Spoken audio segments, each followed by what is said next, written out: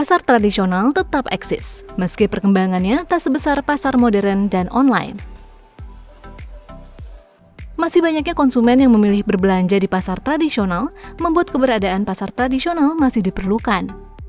Alasan utama konsumen tetap berbelanja di pasar tradisional diantaranya karena harga yang cenderung lebih murah jika dibandingkan dengan harga di supermarket. Selain itu, di pasar kita juga bisa melakukan tawar-menawar. Pasar tradisional identik dengan tempat belanja dengan kondisi yang ramai dan terkadang becek. Lokasi pedagang di pasar tradisional juga cenderung tidak teratur.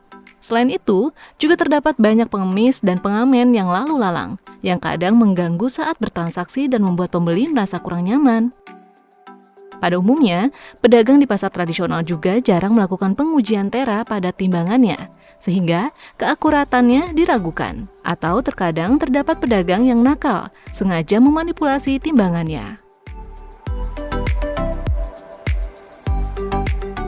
Di balik berbagai hambatan yang bisa membuat pembeli tidak nyaman, nyatanya berbelanja di pasar tradisional juga dapat memberikan beberapa manfaat bagi kita. Pada umumnya, pasar tradisional adalah tempat berkumpulnya pedagang kecil, usaha ekonomi mikro dan usaha kecil. Sehingga dengan berbelanja di pasar tradisional, sebetulnya sebagai bentuk dukungan secara langsung kepada pengusaha ekonomi kecil.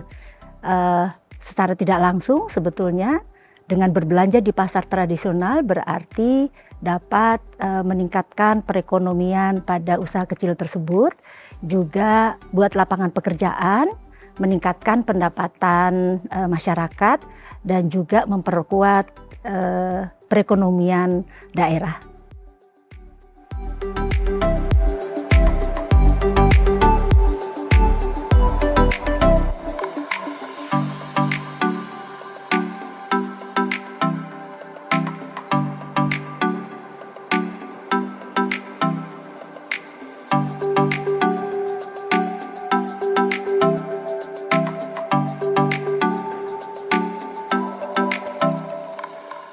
Nah, bagi kamu yang tertarik untuk berbelanja di pasar tradisional, ada beberapa tips cerdas yang bisa kamu lakukan.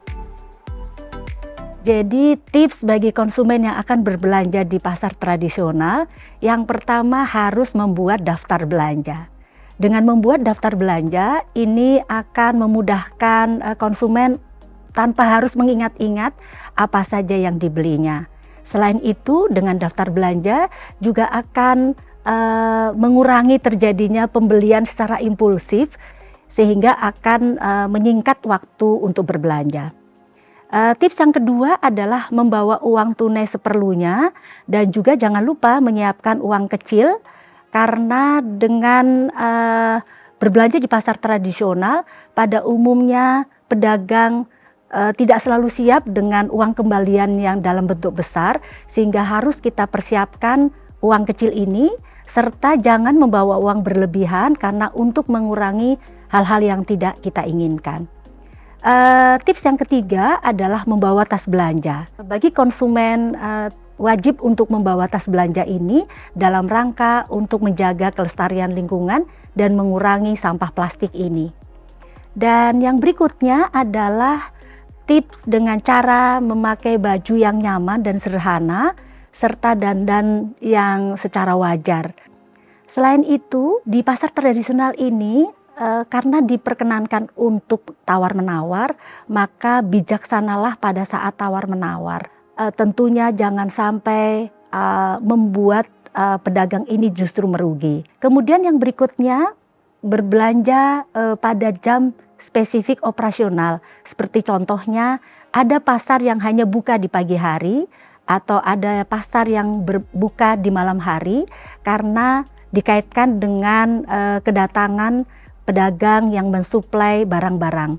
Nah, belanjalah pada jam-jam yang spesifik, contohnya misalnya di pagi hari.